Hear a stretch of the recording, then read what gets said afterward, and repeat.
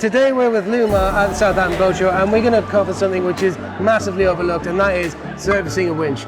Now, if you've got Lewmar winches, these are obviously the guys to show you how to do it. So Will is here. He's basically the man who shows all the people with the small boatyards in the UK how this is done, so who better should show us? Stay tuned for when Chris does the 3-minute challenge. Now, before we go any further, these winches, basically one we're going to pull apart is going to show you how to pull apart any Lewmar winch after 92.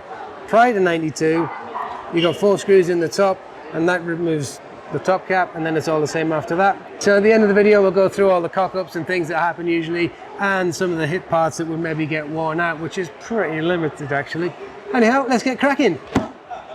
So let's have a quick rundown on how we pull one of these apart. So one of the great things about Lewmar winches is if they've been serviced regularly, you'll find that you should be able to take them apart without any need of any tools. Right. The top cap you should be able to just spin off like this. So we don't need a fancy spanner for this? You don't need a fancy spanner, exactly that, yeah. And if you can't get it off, if you can't get it off, you've got the little form in the top here, which has got the shape is designed so you can get a small wooden dowel or something fairly soft and a little mallet, and you should be able to knock it round and release it off. DIY friendly. Yeah, which is nice.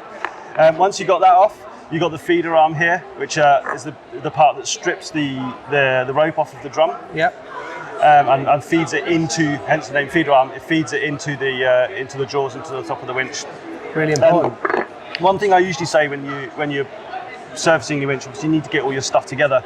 And one of the things that's really recommended is get yourself like a plastic box that you can put beside it, that you're just going to take all the bits off and just dump in the box as you go. Yeah. And it keeps it all nice and tidy. And that's going to be your place to getting your degreaser into and everything else. So as you strip it off, you can just put everything all in. And especially when you're doing this on a boat, of course, one of the main things we've all done is, bloop, oh dear, we don't want to drop anything over the side. Exactly. So, yeah. Okay. Yeah, and just on that note, actually, when you're lifting the drum off, that is probably the one time when you're most likely to lose something.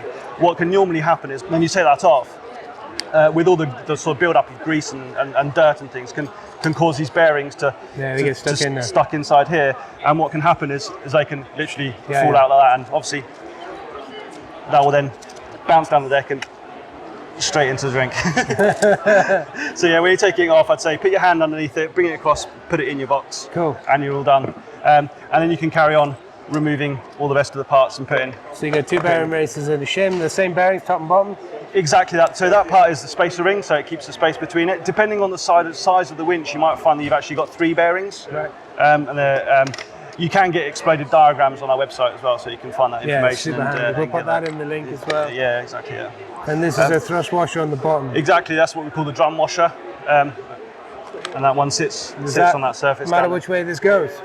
On the smaller ones, not so much, but on the bigger ones, occasionally you'll find that one side's actually got a chamfer on the underside, and it just relieves that from the radius in the bottom here. Okay, so this is cool. This has actually got a radius on the bottom, which is taking away any hard edges, which will make it stronger. Yeah, exactly that. Yeah. So on the larger ones, you'll find that occasionally, it's got a little chamfer on the bottom, so you need to put it chamfer down so it lines up with that radius. Okay, cool. Into the nitty gritty. Yeah. These are what we call the collets, and they actually, as well as retaining the castellation of the feeder arm, and we'll talk about that a bit later when we come to putting it back together, they also retain the centre spindle, and the centre spindle has got a groove in here that those engage into. So that's to stop it dropping and keep the gears lined up and prevent wear on the bottom. Yeah, exactly. Obviously this particular winch has been degreased for the purpose of doing a demo at the show. But when you're taking it apart, you might find that there is a build-up of grease and grime and things. So taking it apart might not be falling apart as we have it here. Yeah, it's and you might generally have to a bit more stuck together. Exactly, yeah. To continue on the theme, technically speaking, you shouldn't need any tools to be able to take the rest of it apart. Yeah. If these pins down here, if the winch hasn't been serviced for a number of years, if they do get stuck, there is actually a relief on the underside here that enables you to put a small screwdriver in and lift them up.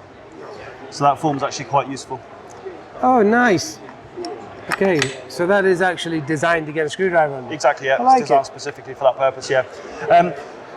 At this stage, it can be a little bit daunting. Occasionally, you're looking at it going, wow, I've got these gears, what am I going to do? Is it going to be springs and stuff that's going to cause me problems later on? The thing to do is to not worry about it, because actually when you're putting it back together, you can't get it round the wrong way. Yeah. So this is pretty cool. I mean, I've taken a few winches apart over the years. In general, it's not something to be scared of doing yourself. I would suggest you always do it yourself. And it's not like taking a gearbox in a car apart.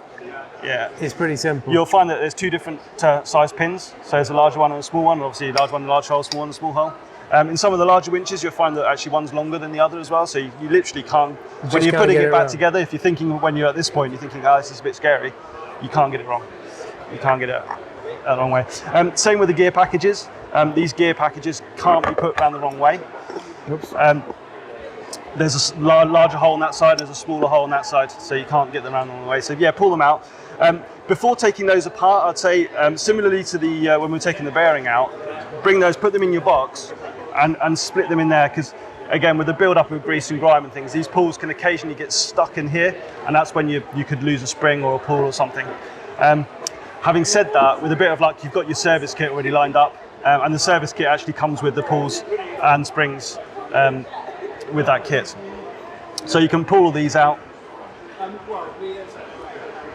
without any worry of any problems. Cool. So And that's your basic spring and pull setup, which is effectively the same as your average bicycle free hub.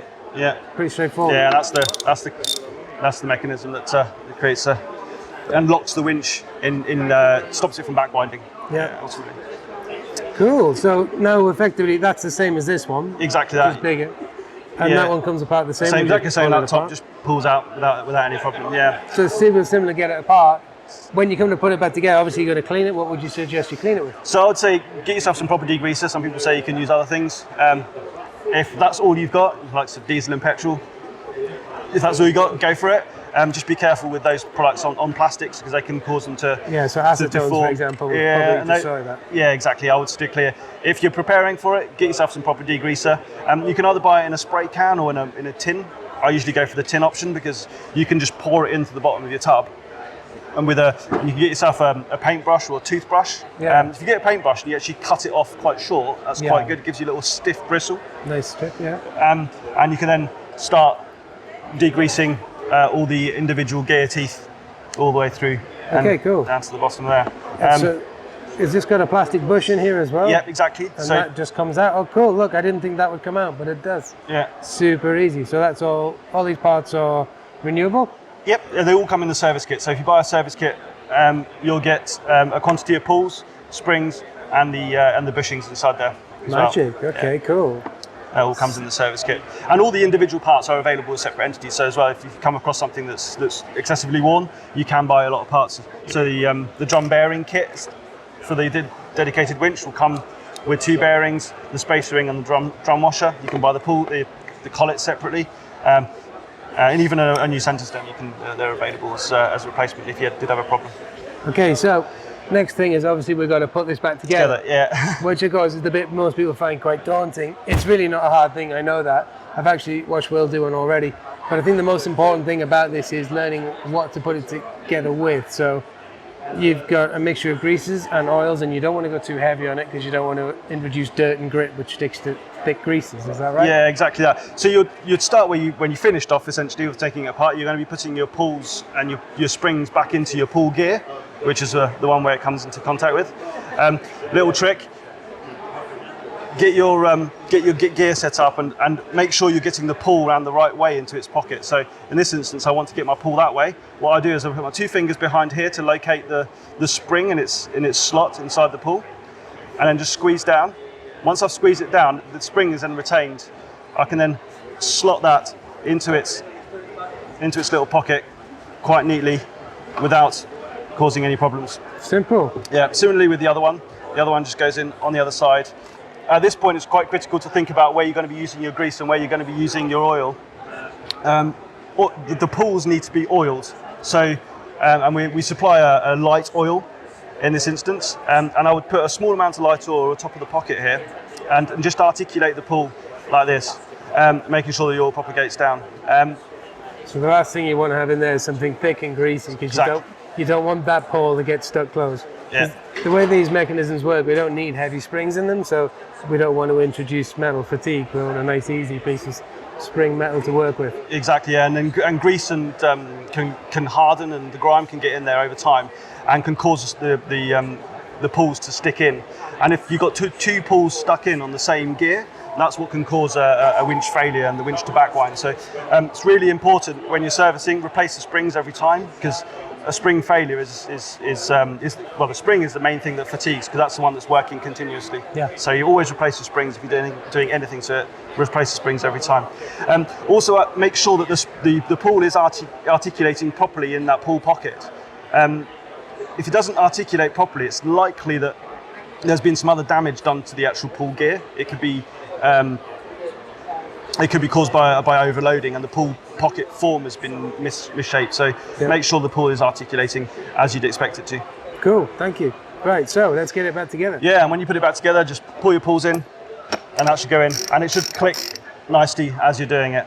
Yeah. Like I say, you can't actually physically get the gears in round the wrong way.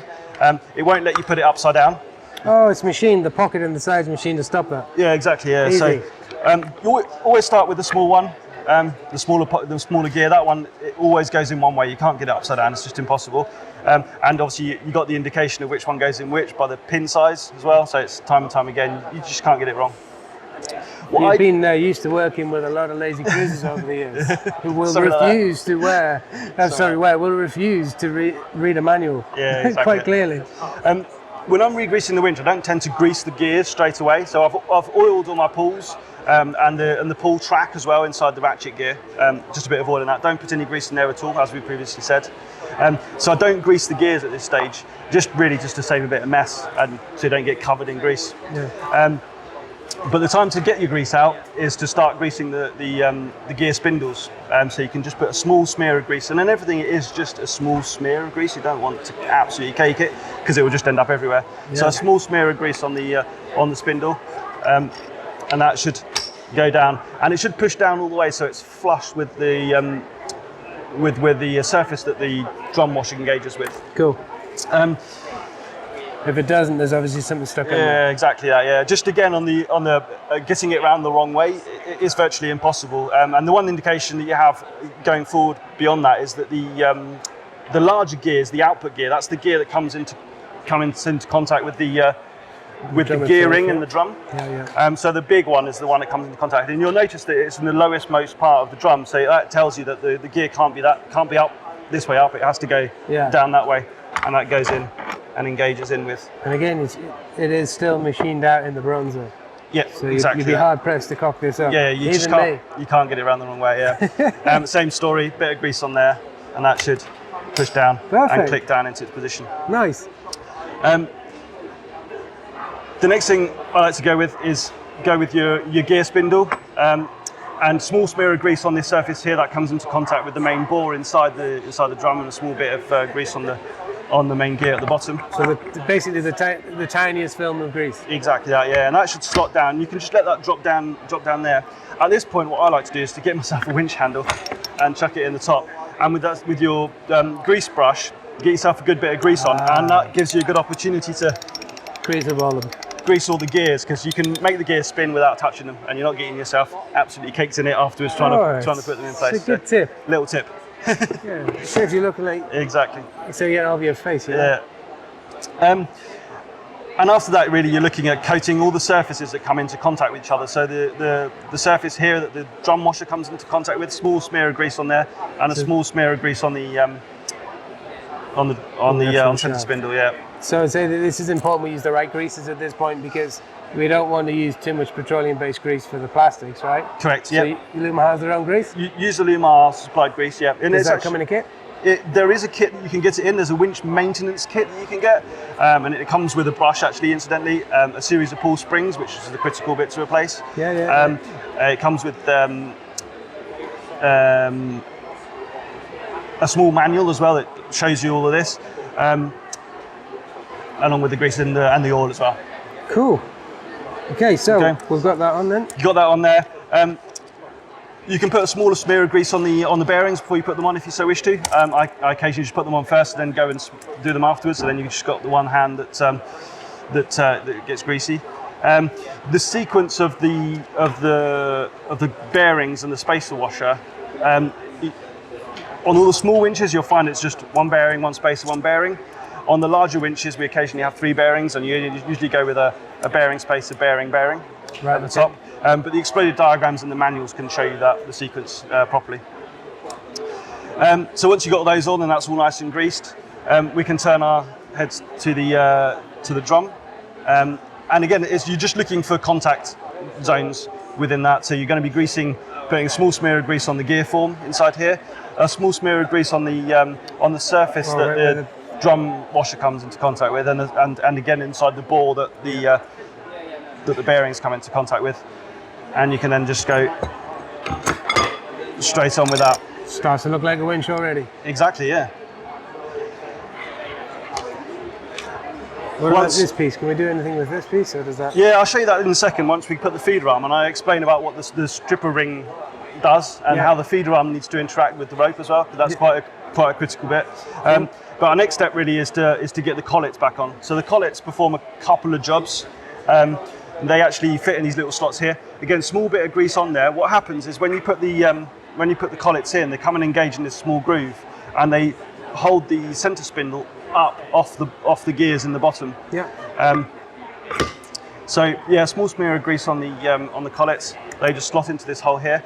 You'll notice as I put them in, because they're not engaged in that groove initially, they stick out slightly. Yeah. So if you put your 2 fingers over them like that and then pull up slightly, they click in. Yeah. Again, you can't get it wrong, because as soon as you try and put your feeder arm on, you'll notice that it doesn't want to go on, and it doesn't work. So you know that that's the thing to do. You click them in, pull it up, they click into place. Feeder arm. Again, small bit of grease round on the castellation mechanism on here, and on the thread in the top, to enable you, once you want to take it apart next time around, for it to come apart nice and easily, because that's what you want to be doing. Yeah. So this has got an opportunity to talk about the stripper ring and the little tab that sticks out. That tab there actually engages in this little groove on the bottom here. All right, okay. And it's important that you do that. Yeah. And that engages in the bottom of the feeder arm. The feeder arm and the stripper ring actually work together. Just did what I said I was going to do then. I hasn't pushed the little collets in properly. There you go, and then the feeder arm sits on it. So the feeder arm and the stripper actually work together to peel the rope off the drum around the jaws, and then the stripper actually strips the rope off of the jaws. Yeah, so it's not getting sort of pushed back through again. And the orientation of the feeder arm can be changed by the castellation in the top and the collets, which create the remainder of the castellation. So it can literally go anywhere on that castellation. Yeah, you've got a few limited angles. I can't remember what that is off the top of my head, but it gives you enough opportunity to put it where you want to put it. Yeah, you can customize that. Yeah, exactly. And where you want to put it is you want to put the feeder arm coming off in the direction that you want the rope to come off of the jaws. Yeah. And so that will be on your Genoa winches, that's in towards your cockpit. And invariably it will be in towards your cockpit. If it's your pit winches, either side of the hatch, they want to come down into your cockpit. So you don't want to be peeling your ropes off a board. Yeah, exactly. Going over the deck. Perfect. Yeah. So that's important. So remember the little stripper ring and the feeder arm on the top.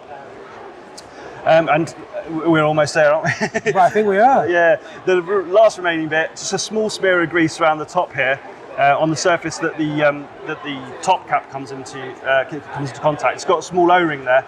You just want to put a small smear of grease on there for when you put it back down, when you put your top cap on and you give it a good tighten down. And it should only be hand tight. Don't use any tools to tighten that up. There's no real load on it as such. No, you see there's no key way to even tighten it by hand. With anything mechanical. There's nothing mechanical to lock it off. It is purely there to retain the feeder arm on. And just by finger tight with the grease enables you next time round to be able to take it apart nice and easily. Cool.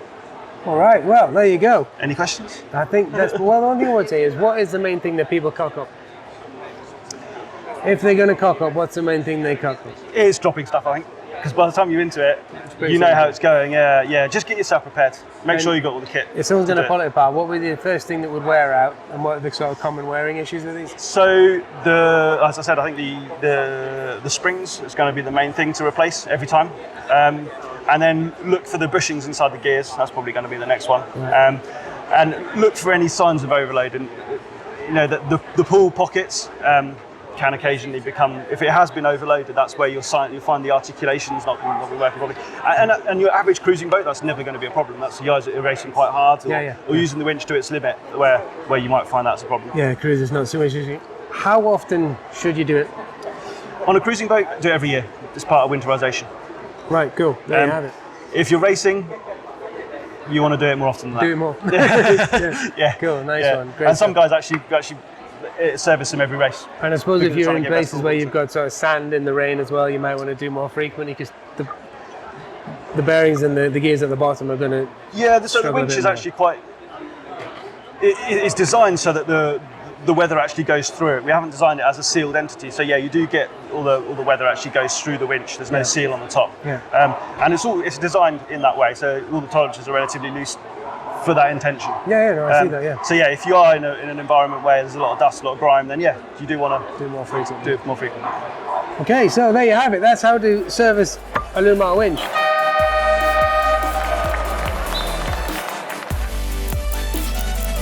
So Chris challenged himself to break down the winch and rebuild it all within 3 minutes. Now, we see if he makes it.